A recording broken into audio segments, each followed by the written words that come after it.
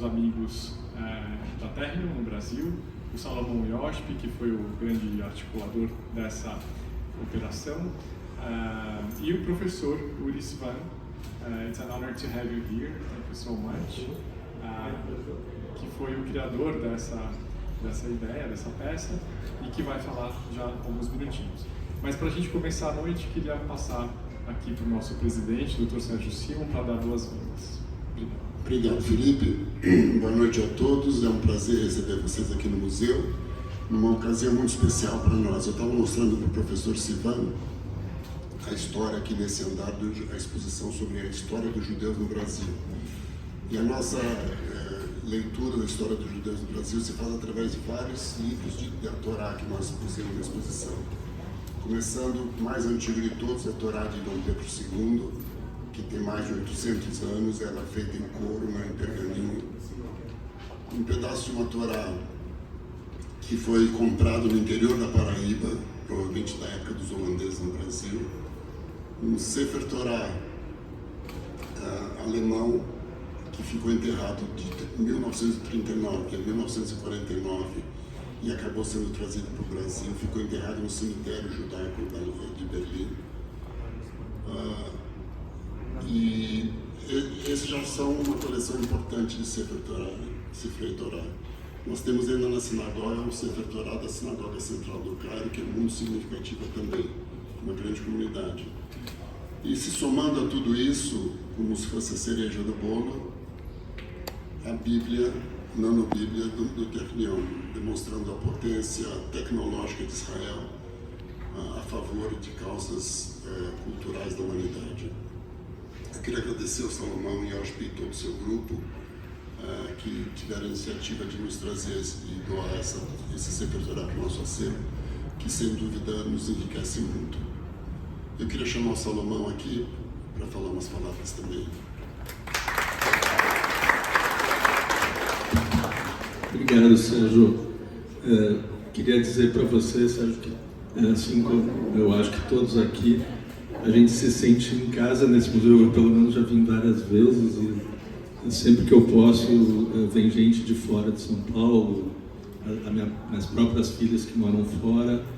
É sempre um prazer enorme a gente vir aqui e trazê-los. A qualidade desse museu é algo impressionante. A primeira vez que nós, como associação, trouxemos alguém do Technion aqui, eles ficaram impressionados. Eles disseram, isso aqui não existe em muitos lugares, em outros lugares do mundo. Então, a gente tem que se sentir muito orgulhosos. E é por isso que foi natural o Technion ter querido colocar aqui dentro a Nano Biblia, que é uma criação que do departamento do professor Uri Sivan, que hoje é o presidente do Instituto Technion. Imediatamente eles, ao visitar aqui o museu, essa Nano Biblia, que é algo que existe, um exemplar no próprio Technion, um exemplar no Israel Museum, um exemplar no Vaticano, que foi dado para o Papa Benedito, e um exemplar no Smithsonian. Então, eles olharam isso aqui e disseram, acho que a gente precisa colocar uma nanobíblia aqui. E, obviamente, ele vai falar sobre isso. Então, eu só queria agradecer muito essa oportunidade, o museu ter aceitado recebê-lo, e queria agradecer aos doadores que fizeram isso possível.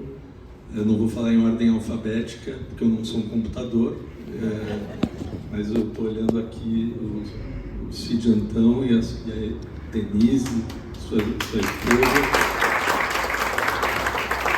o Marcos Leder, minha Vivian, muito obrigado. O Gilson Chiles e a Irid, que estão a caminho e que vão chegar aqui e que eu vou querer também apresentá-los. E o Hélio Rotenberg e a Fanny, que moram em Curitiba, tenho certeza que de coração eles estão aqui e estão conosco de coração e vão receber um vídeo disso aqui. Mas queria agradecê-los todos. E a você também, né? Você também.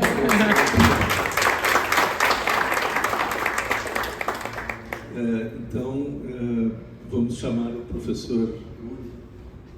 Sim, obrigado, Salomão. So I'd like to invite Professor Uri Sivan for his words. And you play the video first? Okay, we can go ahead with this then.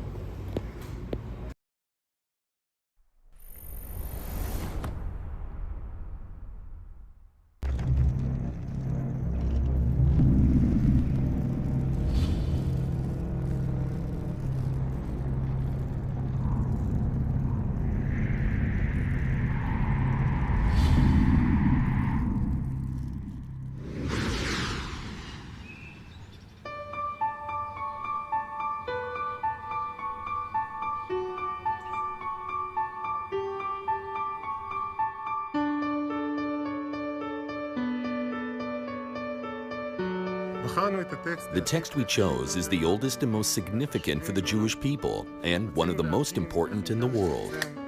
We wanted to demonstrate how the entire book could be reduced to an almost inconceivable size. We realized that we might have found an interesting way of introducing nanotechnology to the general public. We wanted to encourage people to think about the unbelievably tiny dimensions in which we can create complex systems today to process, store, and share data. The desire to miniaturize is a universal trait that has existed since time immemorial. The miniaturization of drawings and text is a recognized cultural phenomenon. During the Middle Ages across Europe, miniaturized versions of the Christian scriptures were published. There is also a Jewish tradition of micrographic handwriting. Ancient communities wrote on eggshells and grains of rice to symbolize good fortune. This work, produced at the Technion, is displayed in the Shrine of the Book at the Israel Museum. Our most important scripture is reproduced using the most advanced miniaturization techniques known to science. It is hard for most people to grasp the scope of miniaturization. When we compare the size of our Nano Bible to the Bible that we are all familiar with, this contrast gives us some idea of the degree of miniaturization. Using this innovative technology, we were able to engrave the entire Bible on a surface so small that it can sit on your fingertip. We have created a Nano Bible. I find that the link between technology and civilization has great educational value. When we look at history, we see that the two were closely intertwined. Changes or developments in technology lead to cultural change, and cultural change leads to farther technological developments. We produce the platform on which we engrave the Nano Bible in the clean rooms here at the Technion. We take an ultra-flat silicon wafer and coat it with a thin layer of gold. That layer is less than 100 atoms thick. Using advanced tools, we remove gold atoms from the top layer, and this is how we engrave the letters of the Bible. We felt that engraving is the appropriate way to write the Nano Bible, as it has a sort of poetic beauty. Our ancestors used engraving in ancient times as well. In the space of a letter chiseled by hammer 2,000 or 3,000 years ago, we can write today about 1 million pages of text using our own chisel, which is a focused ion beam.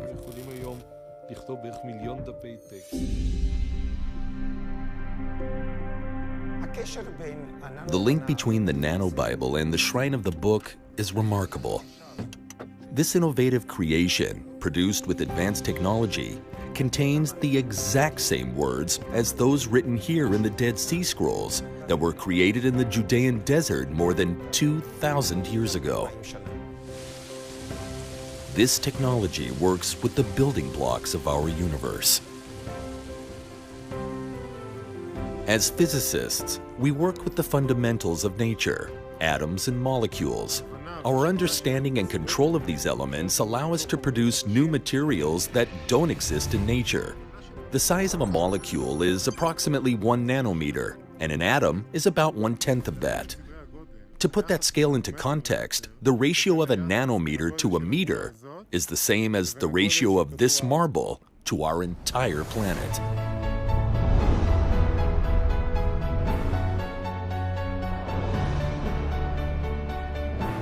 A DNA molecule, which is 2 nanometers in diameter, contains all the operating instructions of every living form on our planet.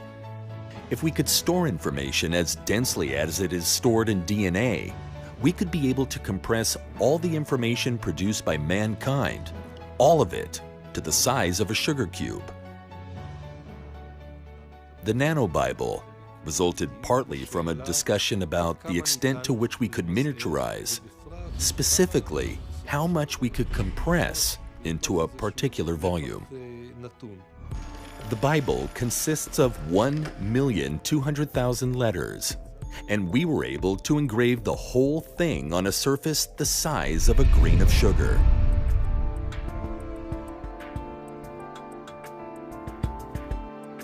The engraving process uses a focused ion beam. Wherever the beam hits, it creates a tiny indentation. It dislodges the gold atoms that it encounters, exposing the underlying silicon. When the silicon is exposed, that point is dark. It looks black, while the surrounding area looks bright. To write text, particularly biblical text, that beam must be aimed at dot after dot to create the letters, and from them, the words, sentences, chapters, the whole Bible. We're talking about millions of dots, and doing that manually is obviously not practical. So we developed a program that steers the ray and directs it to the desired dots. Using this program, we can inscribe the entire Bible in just an hour and a half. More than any other book, the Bible symbolizes the transmission of human civilization from one generation to another. We tried to connect to the device. We wanted to get people curious about the revolution that is taking place before their eyes. Nanotechnology is our ability to build extremely complex structures from nature's basic building blocks that are the size of a molecule. The real miracle here is the words and their meaning. The written word has survived so many upheavals. Unlike every form of technology, which is destined to be replaced by another, words, as a means of conveying humanity's ideas and messages, are eternal.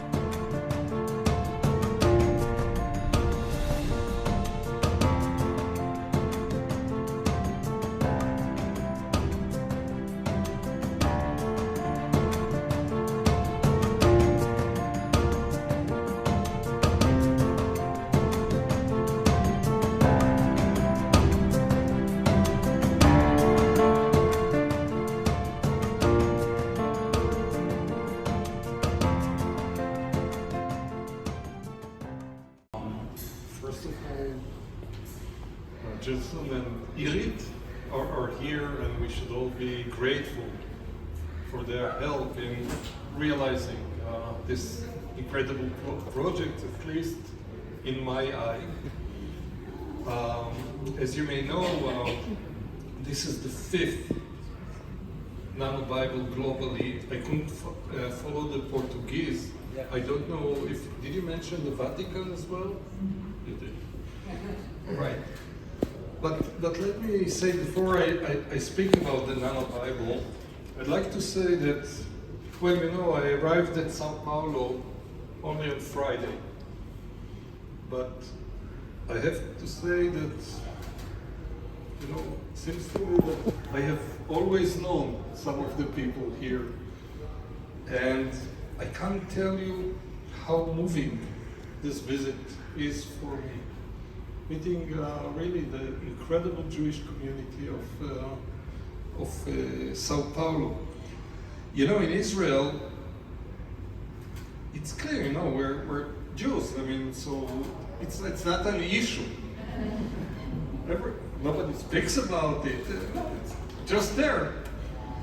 But when you travel and you're hosted by communities, and especially an incredible community is the one that I met here, you cannot be not amazed by how tightly we are all connected. In Hebrew, there is a song, a very famous song, saying that we are all, I would say, we are all part of tapestry, if you like. So I really would like to take this opportunity, just thank the incredible people that I've met here. And now about the Nano Bible. Later perhaps I'll explain why nanotechnology, but a few words about the Nano Bible. In the early 2000s, nanotechnology has become a very serious thing. And I would say most our major countries develop different programs in nanotechnology. The United States, their national initiative in nanotechnology, China, even here there was a program, smaller one in Canada, everywhere around the world. And I realized that if Israel doesn't join this race, we will be left behind. And I'll explain to you later why nanotechnology is of nothing less than strategic value to the country. So together with colleagues at the Technion, we have initiated an effort, took several years to realize it, and established the first nano center in the country, still the biggest one, but practically in all other universities there are also nano centers now. And as a result of that nano center, as a result of this very modest beginning, Israel has turned into a superpower, nothing less than that, in nanotechnology. And I'll mention later some applications. Now, in addition, you know, we're a university, we're an educational institution. So in parallel with our curriculum, undergraduate, graduate, we also have lots of outreach programs to high school kids, middle school kids. And nanotechnology, because of the degree of miniaturization, kind of captures their mind. It sparks their imagination, and whenever you speak about nanotechnology to kids, you see their eyes kind of shining. By the way, the smaller they are, the more shiny they are, which is something for us to consider. So we put together an outreach program for kids, and we found it to be very difficult to demonstrate to them how small is 1 nanometer. You know, it's like this question of how many angels can you place on the head of a pin? It's so small, nobody sees it.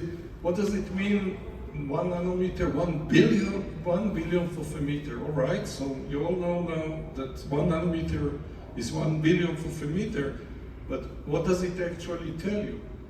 You don't feel this dimension.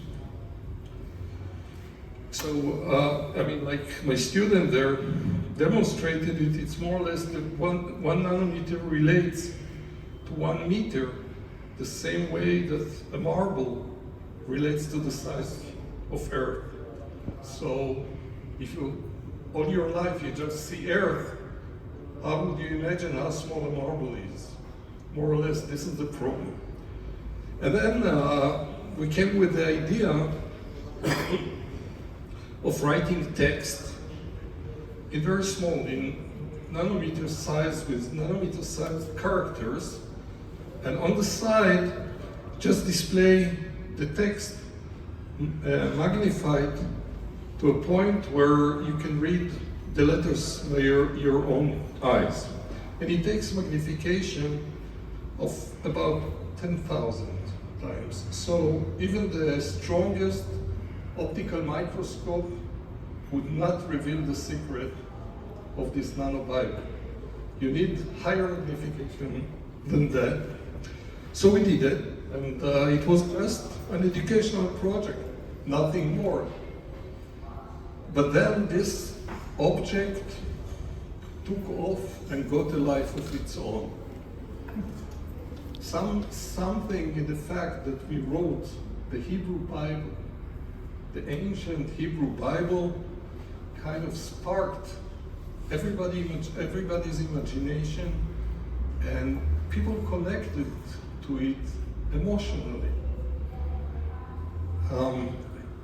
We got different responses from all over the world. You would not imagine, including Arab countries, etc. And then, just by accident, President Shimon Peres, who's a great supporter of nanotechnology, visited us.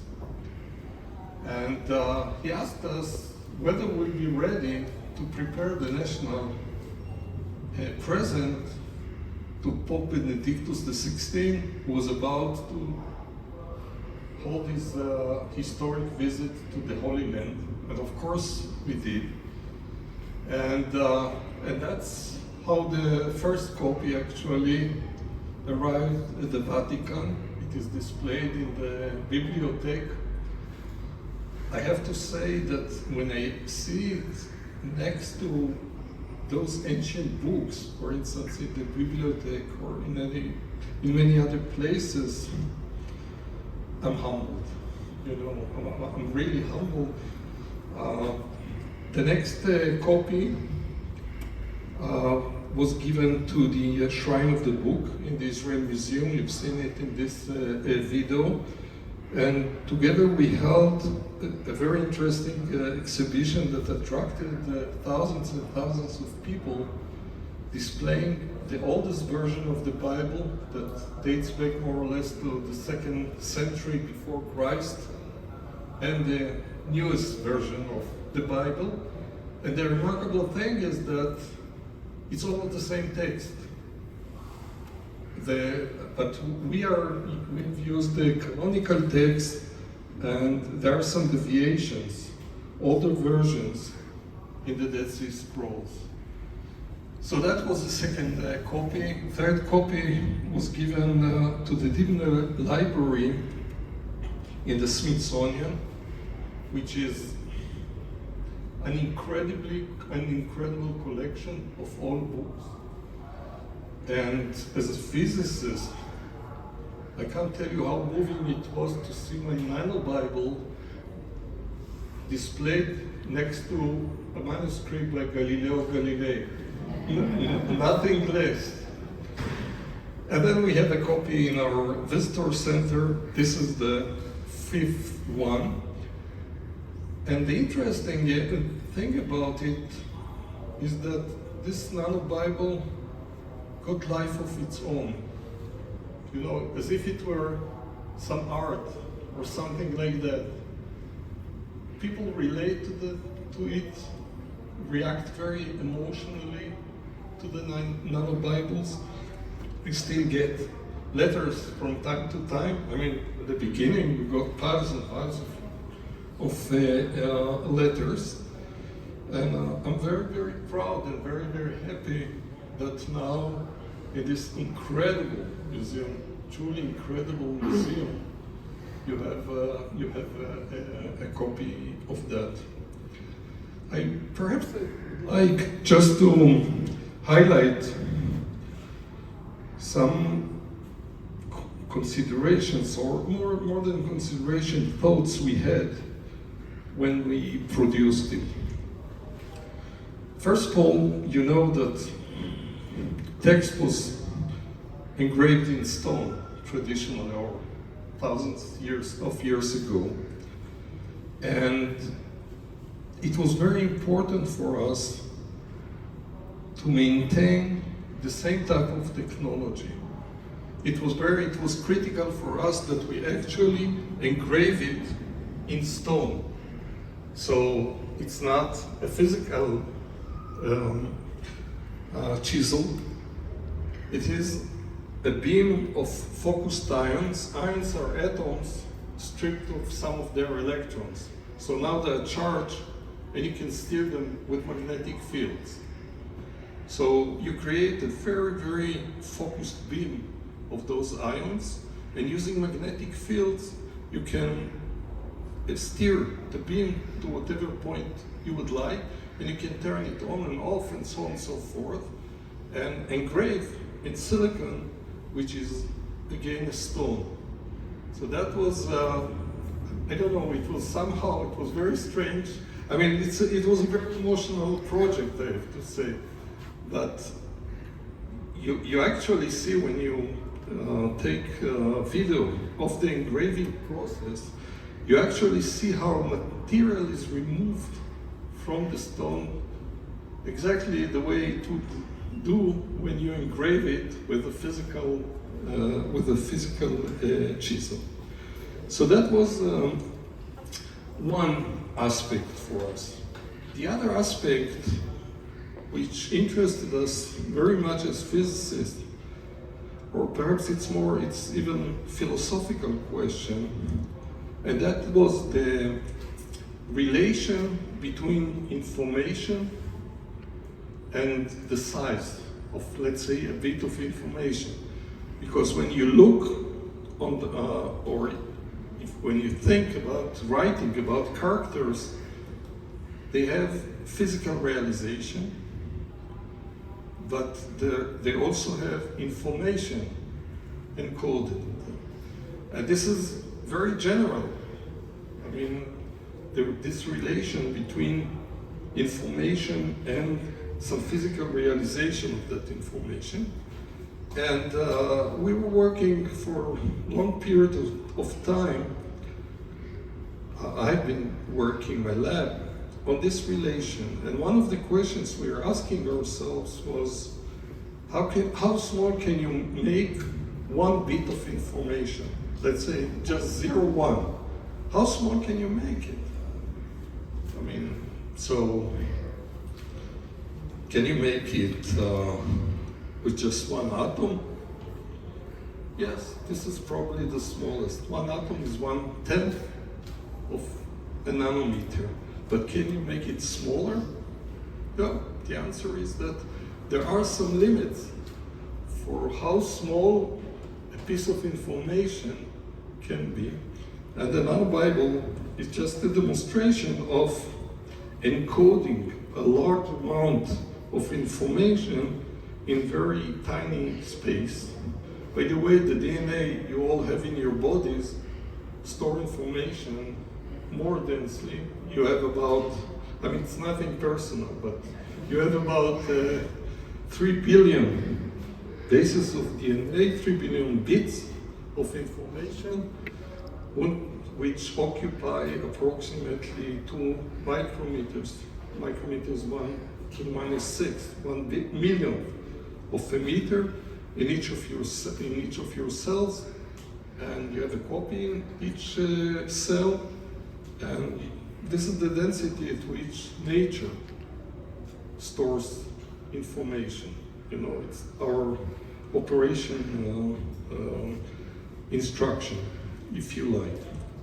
So this whole thing of information and physical realizations of information has been a very intriguing subject, and this project also dealt with it. And the program we developed for the high school kids and middle school kids actually was focused on this question. How small can you store the information? So I think that,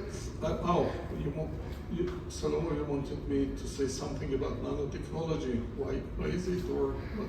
Just tell us, where is it applied today? So nanotechnology is applied today everywhere. It is applied in medicine. It is